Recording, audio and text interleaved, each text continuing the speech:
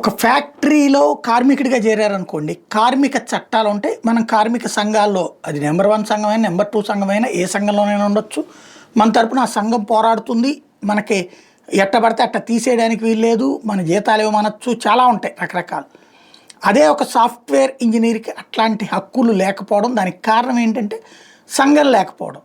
ఇప్పుడు క్రమంగా లే ఆఫ్లతో ఎప్పుడు పడితే అప్పుడు పీకి పారేయడం, పింక్ స్లిప్పులు ఇచ్చి ఆ తర్వాత ఒక్కసారిగా నడి రోడ్డున పడేయడంతో అప్పటికే దీన్ని నమ్ముకుని, ఉద్యోగాన్ని నమ్ముకుని, లోన్స్ తీసుకుని, హౌసింగ్ లోన్, వెహికల్ లోన్ ఇట్లాంటివి తీసుకుని ఈఎంఐలతో చికాకు పడేటటువంటి సందర్భంలో తాజాగా కొత్తగా information technology employees senate NITES అంటే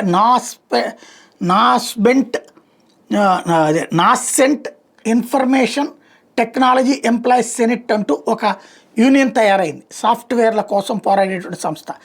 ఇది కాస్త అంత చట్టబద్ధంగా టాక్టికల్గా చేస్తుంది. కేంద్ర కార్మిక ఉపాధి మంత్రి మన్సుఖ్ మాండవీయాని ఈ అంశం మీదన ఏదైతే టీసీఎస్ వాళ్ళు 12,000 మందిని తొలగిస్తున్న అంశం మీదన మన్సుఖ్ మాండవీయాని అడిగింది, ఏంటిది అసలు టీసీఎస్ లాంటి సంస్థ అనైతిక చర్యలకు పాల్పడుతోంది అంటూ ఉద్యోగిని 1 నెల నోటీస్ లేదా వేతనాలు చెల్లించకుండా తొలగించడం చట్ట ప్రకారం కుదరదంటూ అడిగింది.